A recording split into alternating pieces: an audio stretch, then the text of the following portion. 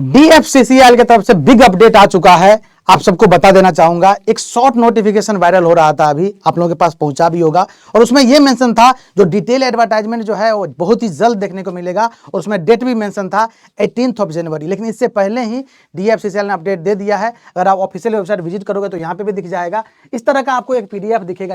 ये देखो ध्यान से, यहाँ लिखा हुआ है एडवर्टाइजमेंट नंबर 01/DR/2025। यस, इसमें सारा इंफॉर्मेशन है। अब इसको पढ़ने लग जाओगे ना तो बहुत ज्यादा टाइम लगेगा आपको। यस, तो इसमें से जो मेन इंपॉर्टेंट पॉइंट है, जैसे एज लिमिट क्या है, कौन कौन बच्चे एलिजिबल है, एग्जाम पैटर्न क्या रहने वाला है, क्या कोई एग्जाम पैटर्न में चेंजेज हुआ है, क्या DFCCIL का जो पहले एग्जाम हुआ था सेम एग्जाम पैटर्न है, सिलेबस क्या रहने वाला है, इन सारे चीजों पे जो मेन पॉइंट है जो आपके काम का है, इन सारे चीजों के बारे में इस वीडियो में हम डिस्कशन करने वाले हैं। तो चलिए स्टार्ट करते हैं। सबसे पहले हम देख लेते हैं इंपॉर्टेंट डेट्स को। यस, तो देखो ध्यान से, यहां लिखा हुआ opening date for online registration application 18 जनवरी से स्टार्ट हो जाएगा। आपका लिंक एक्टिवेट हो जाएगा और ऑफिशियल वेबसाइट जो है उसी पे जाकर के आप अपना फॉर्म फिलअप कर सकते हैं। यस, इसके बाद जो क्लोजिंग डेट है ये 16 फरवरी तक है। ऑलमोस्ट 1 मंथ आपको दिया गया है। 16 फरवरी तक आपका फॉर्म ओपन रहेगा, आप आराम से फॉर्म फिलअप कर दीजिएगा।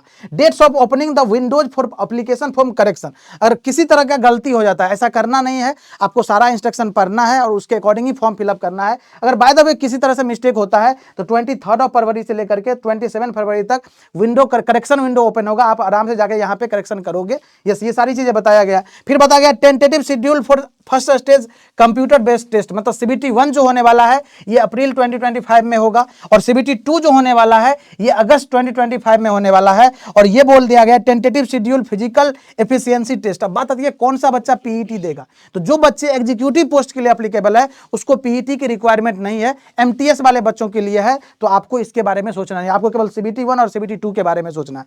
अब सबसे बड़ी बात ये आती है, सर कौन कौन बच्चे यहाँ पे एलिजिबल हैं, कौन कौन बच्चे यहाँ पे फॉर्म फिलअप कर सकते हैं। इसमें जो मेंशन किया गया है ना एजुकेशनल क्वालिफिकेशन में, उसमें लिखा गया है डिप्लोमा। जैसे अगर आप चेक करोगे यहाँ पे तो देखो जैसे मेंशन है यहाँ पे सिविल में, एग्जीक्यूटिव सिविल के लिए 36 पोस्ट है, अलग अलग यहाँ पे कैटेगरी वाइज लिखा हुआ है। और जो यहाँ पे देखोगे educational qualification 3 years diploma in civil engineering transportation, civil engineering construction, जो इसके सब ब्रांचेज है सारे में मेंशन है। और लास्ट में ये भी लिखा है जो आपका 60% होना चाहिए।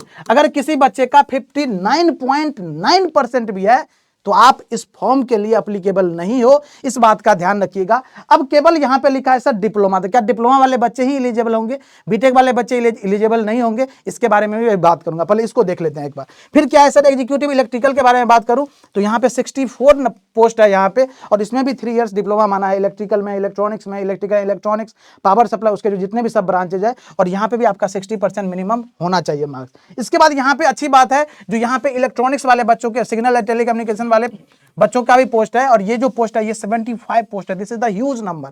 और यहाँ पे जो एप्लीकेबल है जो 3 इयर्स डिप्लोमा वाले स्टूडेंट है, जिन्होंने इलेक्ट्रॉनिक्स से अपना डिप्लोमा कर रखा है या इलेक्ट्रॉनिक्स एंड कम्युनिकेशन से कर रखा है। इतना ही नहीं, अगर आप कंप्यूटर साइंस से कर रहे हो, देखो मेंशन है यहाँ पे कंप्यूटर साइंस एंड इंजीनियरिंग कर रखे हो, कंप्यूटर साइंस कर रखे हो, कंप्यूटर इंजीनियरिंग कर रखे हो, माइक्रो प्रोसेसर से कर रखे हो, तब भी आप एप्लीकेबल हो इस फॉर्म के लिए।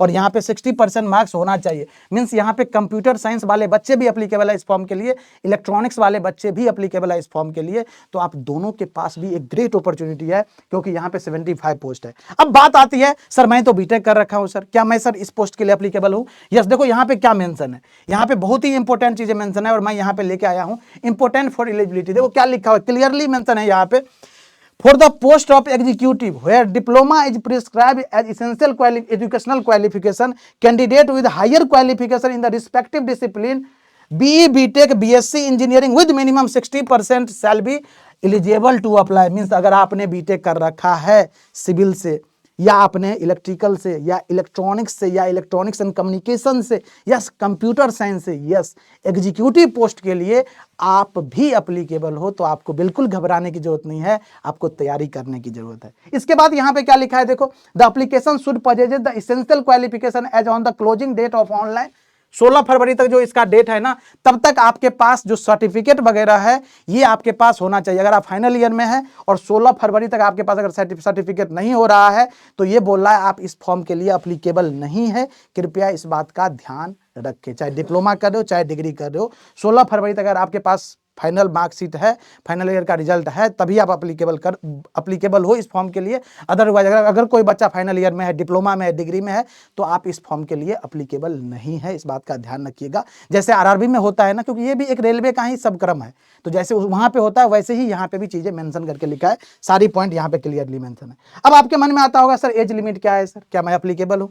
तो देखो आपको एग्जीक्यूटिव पोस्ट देखना है। यहाँ पे एग्जीक्यूटिव पोस्ट के लिए जो मिनिमम एज है ये 18 ईयर्स है और मैक्सिमम एज जो है ये 30 ईयर्स है। बाकी जिस कैटेगरी से आप आते हो उस कैटेगरी में जैसे आपको मिलता है छूट वो वैसे ही अकॉर्डिंग है। तो मिनिमम 18 और मैक्सिमम 30 है। फिर अगर मैं आगे बात करूँ सिलेक्शन प्रोसीजर क्या है सर, तो पहले CBT 1 होगा, आपको पता है, डेट भी मेंशन कर दिया है। फिर CBT 2 होगा, यस। फिर आपका डॉक्यूमेंट वेरिफिकेशन होगा, फिर होगा मेडिकल एग्जामिनेशन, जैसे कि रेलवे में होता है, आरआरबी में होता है, ऐसे ही प्रोसेस को फॉलो करेगा।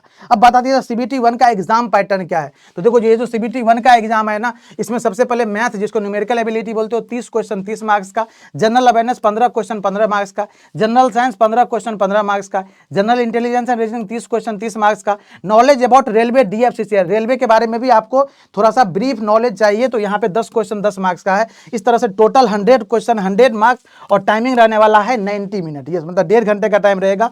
मोड ऑफ जो लैंग्वेज रहेगा वो क्या है सर, हिंदी और इंग्लिश 2 मोड में पेपर होने वाला है और 1/4 यहाँ पे नेगेटिव मार्किंग है, ये भी आपको पता होना चाहिए। फिर मैं आगे बढ़ूँ यहाँ पे, तो CBT 2 में क्या रहने वाला है, तो यहाँ पे पार्ट 1 में पूछेगा general knowledge, general aptitude, reasoning, यहाँ से 24 क्वेश्चन 24 मार्क्स ये मेंशन किया गया है। और पार्ट 2 जो टेक्निकल है आपका, आप जिस भी डिपार्टमेंट से डिप्लोमा की हो, बीटेक की हो, यहाँ से 96 क्वेश्चन रहेगा और 96 मार्क्स रहेगा, टोटल 120 क्वेश्चन रहेगा। Yes, mode of examination Hindi English, और कोई सेक्शनल कटअप नहीं है। आपको दिख रहा होगा यहाँ पे सेक्शनल वाइज चीजें हैं ना, तो यहाँ पे कोई सेक्शनल कटअप नहीं है, जैसे बाकी जेईई एग्जाम में होता है वैसे ही चीजें हैं। अब बात आती है सर इसमें कौन कौन सा सब्जेक्ट पूछा जाएगा, तो ऑफिशियली देखो ये मेंशन किया है, अगर आप सिविल ब्रांच से हैं और एग्जीक्यूटिव पोस्ट के लिए तैयारी करना चाहते हैं तो पार्ट 1 जो 24 क्वेश्चन है उसमें तो ये सब्जेक्ट केवल मेंशन किया गया है।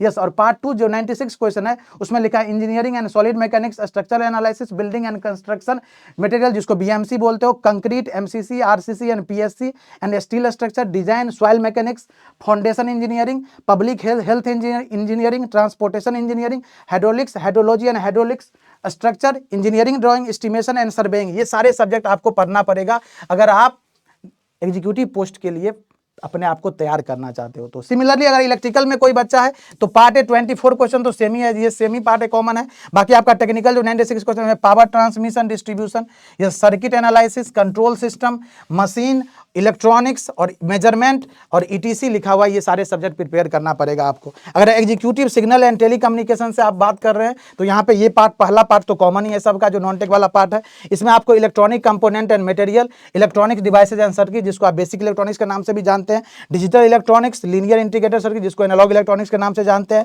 Micro processor and micro controller, electronic measurement पढ़ना है, कम्युनिकेशन इंजीनियरिंग पढ़ना है, डेटा कम्युनिकेशन नेटवर्क पढ़ना है, कंप्यूटर प्रोग्रामिंग पढ़ना है, बेसिक इलेक्ट्रिकल इंजीनियरिंग पढ़ना है। अगर इस पूरे चीज को आप अगर देख रहे हो और थोड़ा सा ऑब्जर्व कर रहे हो तो आपको पता चलेगा जो आरआरबी जेईई का सिलेबस होता है उसी की तरह भी इसका टेक्निकल पार्ट है।